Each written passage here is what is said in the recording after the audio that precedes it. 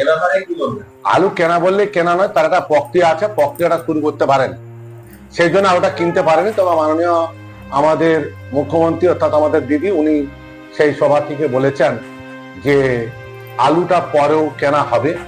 কিভাবে কিনবেন সেটা তো এখন ইলেকশন চলছে, ইলেকশন না সারা হলে দিদি আবার ক্ষমতায় বসার পর তিনি নিশ্চয়ই দিদি ক্ষমতায় বসে আবার চিন্তা ভাবনা করবেন কিভাবে করবেন। তবে দিদির উদ্দেশ্যে একটা ভালো লেগেছে, দিদি কিন্তু বারবার কৃষকদের পাশেই দাঁড়িয়েছেন। উনি কিন্তু এই মঞ্চে বলেছেন যে আলু চাষের যে কৃষি লোন আছে সেই লোনটা কিন্তু ছাড় করা হবে, কারণ ওই যে ইন্স্যুরেন্সের টাকাটা কিন্তু সরকার দিয়ে রেখেছে, অতএব এই টাকাটা ছাড় হয়।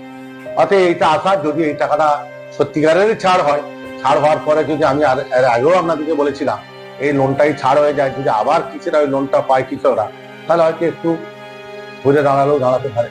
তবে বুঝতেই পারছেন বন্ধুরা, এই ধরনের মন্তব্য কিন্তু পশ্চিমবঙ্গের সরকার আমাদের এক বা একাধিক আলু চাষি ভাইদের জন্যই করেছেন।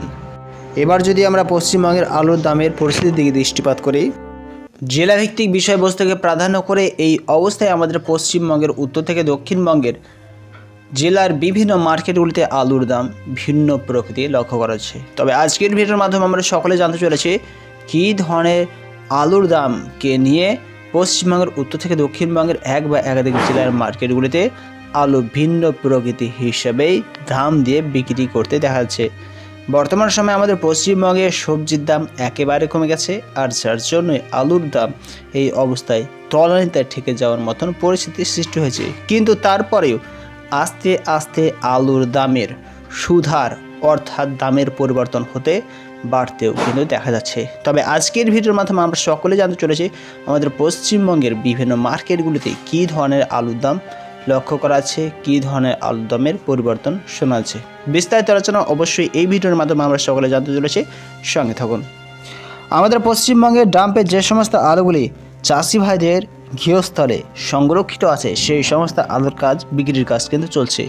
এই অবস্থায় আজ মেমোরিতে 100 কেজি 1 কুইন্টাল জ্যোতি আলুর দাম 780 টাকা লক্ষ্য করেছে। কেজি হিসেবে লক্ষ্য করলে 60 টাকা 80 পয়সা দেখা যাচ্ছে। সিউড়িতে 1 কুইন্টাল জ্যোতি আলুর দাম 690 টাকা লক্ষ্য হচ্ছে। শিলিগুড়িতে 100 কেজি জ্যোতি আলুর দাম 750 টাকা দেখা যাচ্ছে। বাঁকুড়া থেকে দৃষ্টিপাত করলে 50 কেজি জ্যোতি আলুর দাম 380 টাকা পরিলক্ষিত হচ্ছে। এই বছর ইউপিতে কিন্তু ডাম্পের আলুর পরিমাণ কম রয়েছে, আর যে সমস্ত আলুগুলি রয়েছে সেই সমস্ত আলুগুলির বিক্রির কাজ চলছে। ইউপিতে 50 কেজি জ্যোতি আলুর দাম দিল্লির আজাদপুর মান্ডিতে কাছাকাছি 300 থেকে 400 টাকা দেখা যাচ্ছে। পশ্চিমবঙ্গের আলুর মার্কেট মূল্য হিসেবে আলিপুরদুয়ারে 100 কেজি জ্যোতি আলুর দাম 750 থেকে 800 টাকা কুইন্টাল হিসেবে আলুর বিক্রির কাজ চলছে আলিপুরদুয়ারে। উত্তরবঙ্গকে বাদ দিয়ে দক্ষিণবঙ্গের দিকে নজরপাত করলে লক্ষ্য করেছে উত্তর 24 পরগনা বারাসাতে 100 কেজি জ্যোতি আলুর দাম 1000 টাকা লক্ষ্য করা আছে। বসিরহাটে 100 কেজি জ্যোতি আলুর দাম 800 টাকা চলছে। বর্ধমানের দিকে দৃষ্টিপাত করলে 1 কেজি জ্যোতি আলুর দাম 60 টাকা 80 পয়সা দেখা যাচ্ছে। চাম্পাইডাঙ্গাতে 1 কেজি আলুর দাম 6 টাকা 90 পয়সা লক্ষ্য করা যাচ্ছে। 1 কুইন্টাল আলুর দাম চাম্পাডাঙ্গাতে 690 টাকা শোনা আছে। দার্জিলিংয়ের দিকে দৃষ্টিপাত করলে 1 কেজি জ্যোতি আলুর দাম 15 টাকা লক্ষ্য করা আছে। 1 কুইন্টাল আলুর দাম 1500 টাকা দেখা যাচ্ছে। দিনহাটাতে 1 কুইন্টাল জ্যোতি আলুর দাম 730 টাকা চলছে। বর্ধমানের ঘোষকরাতে 1 কেজি জ্যোতি আলুর দাম 60 টাকা দেখা যাচ্ছে, যেখানে ঘোষকরাতে 1 কুইন্টাল জ্যোতি আলুর দাম 700 টাকা শোনাচ্ছে। এই মতো অবস্থায় যদি হলদিয়ার দিকে দৃষ্টিপাত করা হয় তবে লক্ষ্য করা যাচ্ছে হলদিয়াতে 1 কেজি জ্যোতি আলুর দাম 8 টাকা লক্ষ্য করা আছে, যেখানে 1 কুইন্টাল জ্যোতি আলুর দাম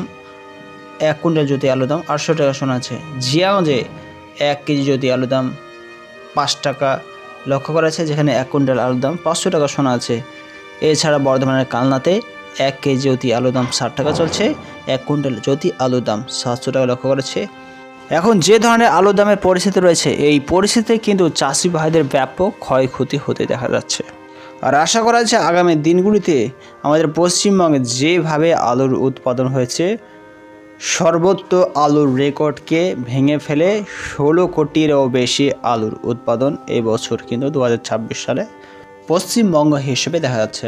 এই বছরের ওয়েদার, এই বছরের আবহাওয়া অনেকটাই অনুকূল প্রকৃতি হওয়ার কারণে ফসল উৎপাদন ব্যাপক হয়েছে, সবজিরও দাম কম হয়েছে, যার জন্যই এখন এই ধরনের পরিস্থিতি লক্ষ্য করেছে। আশা করা যাচ্ছে আগামী দিনগুলিতে এই দাম পরিবর্তন হয়ে চাষি ভাইদের আলুতে কিছুটা দাম কিন্তু পেতে চলেছে।